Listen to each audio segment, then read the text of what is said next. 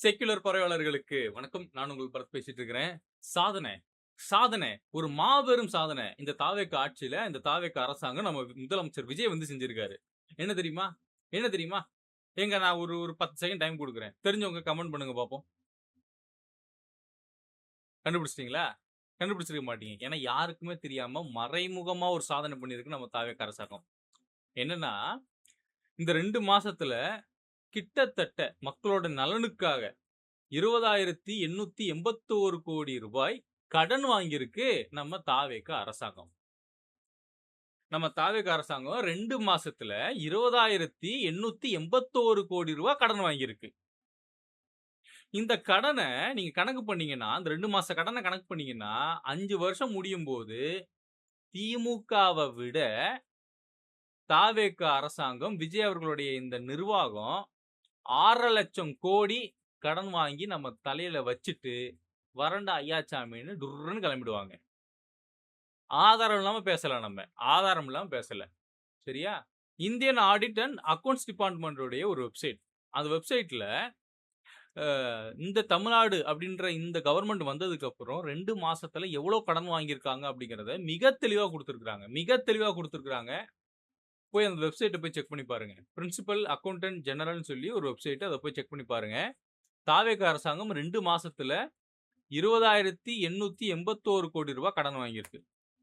இவங்க இப்ப வாங்குன இந்த கடனையும், கடந்த 5 ஆண்டு ஆட்சியில திமுக வாங்கிய கடனையும் நீங்க ஒப்பிட்டு பாருங்க. செக் பண்ணி பாருங்க. அவங்க ஆட்சிக்கு வந்த 2 மாசத்துல எவ்வளோ வாங்கியிருக்கிறாங்க. இவங்க ஆட்சிக்கு வந்து இந்த 2 மாசத்துல எவ்வளோ வாங்கியிருக்காங்க அப்படிங்கிறத செக் பண்ணி பாருங்க. உடனே இந்த தாவேக்கா தற்குறிலாம் கதறிட்டு வருவானுங்க. திமுக ஆட்சியில செய்து வச்சுட்டு போன வேலையினால தானே இன்னைக்கு கடன் சுமை உயர்ந்திருக்குன்னு. திமுக ஆட்சியில அவங்க செஞ்ச வேலையால கடன் சுமை உயர்ந்திருக்கு. கரெக்ட். ஆனா என்ன செஞ்சாங்கன்னு ஒரு கேள்வி இருக்கு. என்ன செஞ்சாங்க? பல நலத்திட்டங்கள உண்மைக்குமே கொண்டு வந்து குடுத்திருக்காங்க. விடியல் பயணத்திலிருந்து பல விஷயங்கள கொண்டு வந்து குடுத்திருக்காங்க. குறிப்பா பெண்களுக்கு அவங்களுடைய பாதுகாப்பு சம்பந்தப்பட்டு, அவங்களுடைய கல்வி சம்பந்தப்பட்டு, மகளிர் விடுதின்னு ஒண்ணு இருக்கு. தோழி விடுதின்னு நெனைக்கிறேன் ஆக்சுவலா அதுக்கு பேரு. அதெல்லாம் ரெடி பண்ணி குடுத்து, வெளி மாநிலத்திலிருந்தோ, இல்ல வேற ஒரு மாவட்டத்தில இருந்தோ, நீங்க வெளியூர்ல இருந்து வரீங்கன்னா, நீங்க அங்க தங்கி படிக்கலாம். இது மாரியான ஃபெசிலிட்டீஸ்லாம் செஞ்சு குடுத்திருக்காங்க. சும்மாலாம் பண்ணல. சரியா? நெறைய செஞ்சிருக்காங்க. வருமானத்தையும் உயர்த்திருக்காங்க. வருமானம் உயரும்போது, கடன் அப்படிங்கிறது உயரும். இப்ப நம்ம கேள்வி என்னன்னா, இந்த 2 மாசத்துல தாவேக அரசாங்கம் எந்த அளவுக்கு தமிழ்நாட்டினுடைய வருமானத்த உயர்த்தியிருக்காங்க அப்படின்னு பார்த்தோம்னா, கேள்விக்குறி. ஆனா, எந்த அளவுக்கு கடன வாங்கி வச்சுட்டுருக்காங்கன்னு பார்த்தோம்னா, 20,881 கோடி ரூபாய் கடன் வாங்கி வச்சிருக்காங்க. சரி கடன் வாங்கியிருக்காங்க. இதன் மூலியமா நலத்திட்டம் எதுவும் அறிவிச்சிருக்காங்களான்னு பார்த்தோம்னா, 0 0 நம்ம அமைச்சர், நம்ம அந்த வாச்சாத்தி படுகொலையினுடைய சம்பவக்காரர் செங்கோட்டையன். அவரு எப்ப சார் ரூ. 2,500 காசு குடுப்பீங்க? எப்ப சார் மக்களுக்கு அந்த மகளிருக்கு நீங்க குடுப்பேன்னு சொன்னீங்களே, எப்ப குடுப்பீங்கன்னு கேட்டா, திமுக மட்டும் உடனே செஞ்சுதா? நாங்க மட்டும் ஏன் உடனே செய்யணும்? எங்ககிட்ட மட்டும் மைக்க நீட்டிட்டு வந்து கேள்வி கேட்கிறீங்க? அப்படின்னு கேட்கிறாரு. திமிருத்தனமா கேட்கிறாரு. இங்க இருக்கக்கூடிய பெண்களுக்கு ரூ. 2,500 நாங்க மாசம் மாசம் குடுப்போம்ன்னு சொன்னது நீதான். நீங்க தான். திமுக மட்டும் உடனே செஞ்சுதான்னு கேள்வி கேட்கிறீங்கல்ல? கேள்வி நியாயமானது. ஆனா, அதே திமுகவ தானே நீங்க தீய சக்தின்னு சொன்னீங்க. அது தீய சக்திங்கிறதுனால தானே மக்கள் இன்னைக்கு தாவேக்கா தூய சக்தி நம்பி உங்களுக்கு ஓட்டு போட்டா. இன்னைக்கு இந்த தூய சக்தி இப்படி துக்கடா பாய் மாரி பண்ணலாமா? சொல்லுங்க. இப்படி பண்ணலாமா? இது ஐயக்கத்தனம் இல்ல? இது திருட்டுத்தனம் இல்ல? இது ஃபோர்ஜரி இல்ல? இது மொள்ள மாரித்தனம் இல்ல? இது முடிச்சவைக்குத்தனம் இல்ல? செங்கோட்டையன்லாம் புத்திசாலின்னு நெனச்சுக்கிட்டு, அவர்லாம் அதிமேதாவி, அரசியல் சாணக்கியர்ன்னு தன்ன தானே அவர நம்பிக்கிட்டு, இப்படி பொய் சொல்லிக்கிட்டு, எளக்காரமா, ஏளனமா அவரு வந்து மக்கள கொஞ்சம் கூட மதிக்காம அவரு சுத்திக்கிட்டு இருக்காரு. சுத்திக்கிட்டு இருக்காரு. போதாத குறைக்கு கரண்ட் பில்லு. கரண்ட்டும் குடுக்க மாட்றீங்க. கரண்ட் பில்லையும் ஏத்துறீங்க. எப்படிங்க கரண்ட் பில் ஏறுதுன்னு போய் மக்கள் கேள்வி கேட்டா, தாவேகா தற்குறிகள்லாம் நீங்க திமுக காரங்க. அதனால தான் அவதூறு பரப்புறீங்கன்னு மக்கள் மேலேயே பழிய தூக்கி போடுறான். ஆனா இந்த சைடு மின்வாரியத்துறை சொல்லுது. ஒரு சின்ன ரீடிங் மிஸ்டேக் ஆயிருச்சுங்க. எங்க சைடு தான் மிஸ்டேக். நாங்க மறுபடியும் ரீடிங் எடுக்குறோம்னு சொல்லி, அவன் செஞ்ச தப்ப ஒத்துக்கிட்டு மண்டி போட்டான். செஞ்ச தப்ப ஒத்துக்கிட்டு மண்டி போட்டுட்டான். ஊழலே இல்லன்றானுங்க. ஜனநாயகன் படம் ரிலீஸ் ஆகுது. டிக்கெட்லலாம் ஊழல் பண்றாய்ங்க. இவைங்க வந்து ஊழல் இல்லாத ஆட்சி குடுக்க போறாய்ங்களாம். போதாத குறைக்கு ஜூனியர் விகடன்ல வந்திருக்கு, தனியார் பள்ளிக்கூடத்துல வசூல் வேட்டையில் இறங்கிய ராஜ்மோகன் தரப்புன்னு போட்டிருக்கு.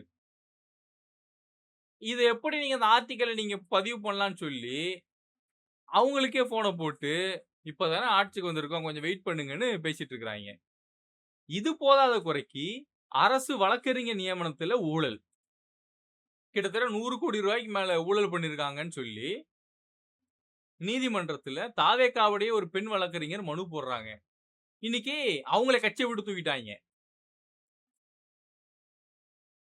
பழனி கோயில்ல ₹100,00,00,000 நில மோசடி. தாவேகா ஆட்சியில தான் நடக்குது. நான் இவங்க தான் காரணம்னு சொல்லல. ஆனா இதுக்கான பொறுப்ப, தார்மீக பொறுப்ப அந்த துறை சார்ந்த அமைச்சர் எடுத்துக்கணும். அவரும் போயிட்டு ஒப்பாரி வச்சுட்டு இருக்காரு. என்ன குறை சொல்றாங்க? என்ன குறை சொல்றாங்க? உன் பொறுப்புல இருக்கும்போது உன்னைய தான் குறை சொல்லுவாய்ங்க. பின்ன வேற யார குறை சொல்லுவாங்க? ஊழல் மட்டும் தான் இந்த ஆட்சியில நடந்துகிட்டு இருக்கு. மக்கள் நம்பி ஓட்டு போட்ட மக்கள் இன்னைக்கு ஏமாத்தப்படுறாங்க. குழந்தைகளுக்கு அது தங்க மோதிரம் குடுப்பேன்னாரு. குடுத்த மாரி எனக்கு எதுவும் தெரியல. பெண்களுக்கு தாய்மாமன் சீர் குடுப்பேன்னாரு. எதுவும் குடுத்த மாரி எனக்கு தெரியல. அப்புறம் என்ன இதுல உங்களுக்கு ₹20,881,00,00,000 உங்களுக்கு கடன் வந்தது? இந்த இந்த கடன் வாங்குன காச வச்சு நீங்க என்ன பண்ணிக்கிட்டு இருக்கீங்க? அத சொல்லுங்க. என்ன பண்ணிக்கிட்டு இருக்கிறீங்க? வந்த 1 மாசத்துல இவங்கலாம் பார்த்தீங்கன்னா, பூரா பேரும் எடுத்து கிளம்பிட்டான். ஃபோன தூக்கிட்டு ரீல்ஸ் பண்றோம், ஆய்வு நடத்துறோம், அங்க போறோம், இங்க போறோம்ன்னு கிளம்புனாய்ங்க. நம்ம தொழில்துறை அமைச்சர் கீர்த்தனாலாம் அப்படியே கிளம்புனுச்சு. பட்டாசு ஆலையில வெடி விபத்து நடக்கும்போது, துடி துடி போய் ஆளையெல்லாம் உட்கார்ந்து செக் பண்ணியிருந்தாய்ங்க. ஆனா இப்ப 2 நாளைக்கு முன்னாடி மறுபடியும் முறையான எந்த டாக்குமெண்ட்டும் இல்லாம, தவறான வழியில ஒரு பட்டாசு ஆலை ரன் ஆகிட்டு இருந்திருக்கு. அங்கேயே தீ விபத்து. அங்க இறந்து போயிருக்கிறாங்க. இத பத்தி வாய தொறந்து பேசவே இல்ல. சமீபத்தில இன்னொரு தொழிற்சாலையில வாயு கசிவு. அங்கேயும் 2, 3 பேரு மூச்சு திணறலுக்கு காரணமா ஹாஸ்பிட்டல்ல அட்மிட் செய்யப்பட்டிருக்காங்க. யாருமே பேசல. 5 லாக்கப் டெத் நடந்துருச்சு.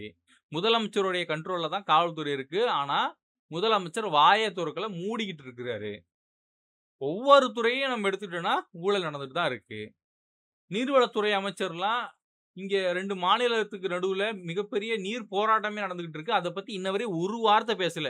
ஒப்புக்கு தான் அவரு நீர்வளத்துறை அமைச்சர். மத்தபடி நீர் யானை மாரி சுத்திக்கிட்டு இருக்காரு. நீர் யானை மாரி சுத்துறத தாண்டி அவருக்கு வேற எந்த பொழப்பும் அவருக்கு இல்ல. ஒரு வார்த்தை இதுவரைக்கும் கர்நாடகான்னு அவர் வாயிலிருந்து வந்ததே இல்ல. ஒரு வார்த்தை வந்ததில்ல. சட்டமன்றத்திலும் பேசல. வெளில வந்து நின்னு பேசல. ஒரு வார்த்தை பேசல. போதாத குறைக்கு நாங்க நீட் எதிர்க்கிறோம்னு சொல்லிக்கிட்டு, இங்க உட்கார்ந்துகிட்டு, பிகு பண்ணிக்கிட்டு, பாஜகவ எதிர்க்கிறோம்னு சொல்லிக்கிட்டு, ஃபிலிம் காமிச்சுக்கிட்டு, அதுக்கு எதிரா போராடக்கூடிய மாணவர்கள போயிட்டு உட்கார்ந்து கைது பண்ணிக்கிட்டு இருக்கீங்க. நீட்டுக்கு எதிரா போராடக்கூடிய மாணவர்கள கைது பண்றீங்க. அதுவும் கல்லூரி வளாகத்துல போய் கைது பண்றீங்க. இதெல்லாம் கேள்வி கேட்டோம்னா, நீ திமுகன்ற. சரி நான் திமுக. இப்ப நீலாம் வந்து நல்லவன் தானே, உத்தமைங்க தானே, ரோசக்காரங்க தானே, நேர்மையாளர்கள் தானே, உத்தம புத்திரர்கள் தானே, இப்ப என்ன உட்கார்ந்து புடுங்கிட்டு இருக்கிறீங்க எல்லாரும்? தாவேக்காக்காரன்லாம் என்னடா பண்ற? தாவேக்கா ஓட்டு போட்டவன்லாம் என்ன பண்ணிக்கிட்டு இருக்கிற? ஏன் நவதாரத்தையும் சாத்திக்கிட்டு உட்கார்ந்துட்டு இருக்கிற?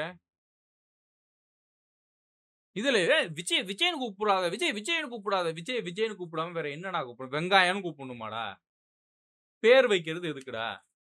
பேர் வச்சு கூப்பிடுறதுக்கு தான்டா மரியாதை. அதுக்கு தான்டா பேருன்னு ஒண்ணு வைக்கிறாய்ங்க. விஜய் யாரு தெரியுமா? யார்றா விஜய்? அதான்டா நானும் கேட்கிறேன். யார்றா விஜய்? வாங்குன காருக்கு அவரு வந்து வரி கட்ட மாட்டேன் நீதிமன்றத்துக்கு போய் அசிங்கப்பட்டு வந்தவர் விஜய். சரியா?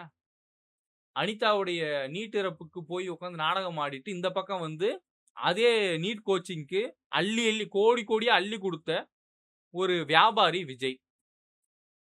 ரியல் எஸ்டேட் பண்ணக்கூடிய ஒரு நபர் விஜய். இங்க தண்ணீர பைப்பு போட்டு உரியிறான் அந்த ஒரு கோலா கம்பெனி அப்படின்னு திரைப்படத்துல பேசிட்டு, இன்னைக்கு அவன விட மோசமான ஒரு தனியார் கம்பெனிக்கு நீங்க தண்ணி எடுத்துக்கூடாதுன்னு சொல்லி தாரவாத்து குடுத்துருக்கிறீங்க. ஒரு கார்ப்பரேட் நிறுவனத்த நடத்தக்கூடிய ஒரு நபர் தான் விஜய். வேற யாரு விஜய்? சொல்லு. யாரு விஜய்? 2 மாசத்துல ₹20,881,00,00,000 கடன். சரியா? நீ கணக்கு போட்டு பாரு. 5 வருஷம் முடியும்போது 6,50,000 கோடி கிட்ட கடன் வந்து நிக்கும். சரி 6.5 லட்சமே வேணாம். 5 லட்சம் போட்டுப்போமா? 1.5 லட்சம் கோடி ஒதுக்கிடுவோம். உங்க நிர்வாகத் திறன்ல நீங்க 1.5 லட்சம் கோடி அப்படியே நீங்க வந்து தள்ளிட்டீங்கனாலும், 5 லட்சம் கோடி வந்து நிக்கும். திமுகவும் 5 லட்சம் கோடி வாங்கிட்டு தான் வந்தாங்க. கடன வச்சுட்டு தான் போனாங்க. நீயும் அதே பண்ணன்னா, நீ எதுக்கு? உன்ன விட நல்லா ஆட்சி பண்ண தான் எனக்கு அவன் இருந்தானே! கரண்டாவது நல்லா குடுத்துக்கிருந்தானே திமுககாரன். கரண்ட்டாவது நல்லா குடுத்தாங்களே! கரண்ட் தினந்தோறும் வந்ததே! பவர் கட் இல்லையே! நைட்டு நாங்க வேலைக்கெல்லாம் போயிட்டு வந்து வீட்ல நிம்மதியா படுத்து தூங்குவோமே! இப்ப அப்படியா நடக்குது? 30க்கும் மேல போக்சோ வழக்கு. 30ஆ? 35, 40 தாண்டி போயிருச்சு கணக்கு. 40க்கும் மேல போக்சோ வழக்கு. அதுல உன் கட்சிக்காரன் தான்டா பாதி பேரு. 20 பேரு உன் கட்சிக்காரன்டா. 350, 400 கேஸுக்கு மேல தாண்டி போயிட்டு இருக்குடா பாலியல் குற்ற வழக்கு. உன் ஆட்சியில பெண்கள் பாதுகாப்பு லட்சணம் குடுப்பேன்னேன். அந்த லட்சணத்த பாரு. 300 கேஸுக்கு மேல. 400 கேஸ் தொட்டுக்கிட்டு இருக்கு. அதுல கால்வாசி பேர் உன் கட்சிக்காரன். உன் கட்சிக்காரன் கிட்ட தான் என் பெண்கள பாதுகாக்க வேண்டியதா இருக்கு. விஜய் எத பத்தியும் வாய தொறக்க மாட்றாரு. 5 லாக்அப் டெத் நடந்துருச்சு. சமீபத்துல ஒரு பையன ரணக்கொடூரமா அடிச்சு கொன்றுருக்கிறான். வாக்குமூலமே குடுக்குறான். இங்க இருக்க வாய்க்கு அரிசி போட வேண்டிய இவங்க எல்லாம் உட்கார்ந்துட்டு முட்டு குடுத்துட்டு இருக்காங்க. இது திமுகவும், பாஜகவும் ஒன்று சேர்ந்து இங்க வந்து ஒரு குழப்பத்தை ஏற்படுத்துறாங்களாம். நொட்டுறாங்க குழப்பத்தை ஏற்படுத்தி. ஏன்னா அவன் தான் வாக்குமூலம் குடுத்து தான் அந்த பையன் செத்து போறான். மனசாட்சி வேணாம் உங்களுக்கெல்லாம். ஈரமே இல்லல்ல. குச்சமே இல்லல்ல. இப்ப இந்த 20,881 கோடி ரூபாய்க்கு வெள்ளை அறிக்கை விடுவீங்களா? வில்சன் விடுவீங்களா? எங்களுக்கு வேணும். வெள்ளை அறிக்கை வேணும். இந்த 20,881 கோடி ரூபாய்க்கு நீங்க என்ன புடுங்கியிருக்கீங்கன்னு எங்களுக்கு தெரியணும். என்ன நலத்திட்டம் குடுத்துருக்கீங்கன்னு எங்களுக்கு தெரியணும். என்ன பண்ணியிருக்கீங்க? சொல்லுங்க. நாங்க வெயிட் பண்றோம். ஒண்ணும் பிரச்சனை இல்ல. Take your own time. எடுத்துட்டு சொல்லுங்க.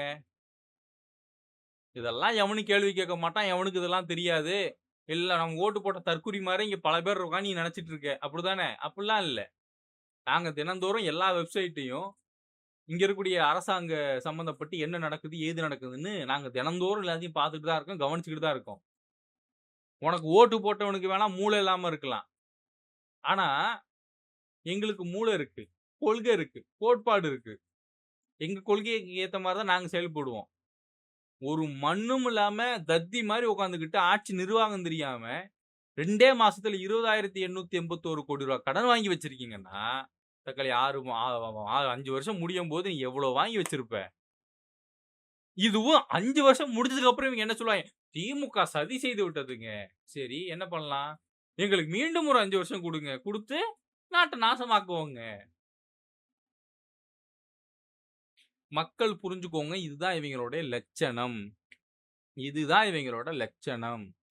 2 மாசத்துல 20,881 கோடி ரூபாய் கடன். சரியா? இந்த கடன் வாங்குன காச வச்சு இவங்க என்ன பண்ணாங்கன்னு யாருக்குமே தெரியாது. அது சம்மந்தப்பட்டு தமிழ்நாடு கவர்மெண்ட் வெள்ளை அறிக்கை குடுக்கணும். குடுங்கோ. நாங்க வெயிட் பண்றோங்கோ. ஒண்ணும் பிரச்சனை இல்லங்கோ. ஆள அனுப்புற வீட்டுக்கு போலீஸு வாட்ச் பண்றாங்களாமா நம்மள வாட்ச் பண்றாங்களாம். நான் அன்னைக்கு சொன்னதான் இன்னைக்கு சொல்றேன். என்ன தொட்டு உள்ளத்துக்கு வச்சேன்னு வையி, வெளில வந்து இத விட 100 மடங்கு அதிகமா இருப்பேன். நேயர்களுக்கு ஒரு விஷயம் சொல்லிக்கிறேன். குறிப்பா தாவேக்கா அரசாங்கத்தை எதிர்த்து பதிவு பண்ணக்கூடிய யாரா இருந்தாலும் சரி, எந்த யூடியூபரா இருங்க, இன்ஸ்டாகிராம் இன்ஃப்ளூயன்ஸரா இருங்க, இல்ல ட்விட்டர்ல இருங்க, இல்ல யாரா வேணாலும் இருங்க, எந்த கட்சி சம்பந்தப்பட்ட நபர்களா வேணாலும் இருங்க, நம்ம எல்லாரையும் கவனிக்கிறாங்க. தாவேக்கா அரசாங்கத்துக்கு எதிரா பேசக்கூடிய எல்லாரையும் கவனிக்கிறாங்க. போலீஸ் இங்க தான் சுத்துது. கவனமா இருங்க. எல்லாருக்குமே சொல்றேன். என் பாதுகாப்பு எனக்கு எப்படி உறுதி பண்ணணும்னு எனக்கு ஓரளவுக்கு ஐடியா இருக்கு. நான் நேத்து தான் சில விஷயத்த நான் தெரிஞ்சுக்கிட்டேன். 4, 5 மணிக்கு வந்து நிக்கிறாங்க. நம்ம வீடு எதுன்னு கரெக்ட்டா எக்ஸாக்ட்டா கண்டுபிடிக்க முடியல. தெருவுல வந்து ஒரு 4, 5 பேர் வந்து அப்படியே நின்னுகிட்டு, சுத்திக்கிட்டு, அப்படியே வச்சுட்டு அப்படியே நின்னுட்டு இருக்காங்க. 4, 5 மணிக்கு. ரொம்ப இதா போயிட்டு இருக்கு. நான் சில சட்ட ரீதியா சில நடவடிக்கைய நான் முன்னெச்சரிக்கையா நான் எடுக்க போறேன். அதனால எல்லாருக்கும் சொல்லிக்கிறேன். சேஃபா இருங்க. சேஃபா இருங்க. கவனமா இருங்க. கவனமா இருங்க. என்னோட இணைந்திருக்கும் அனைத்து உறவுகளுக்கும் நன்றி.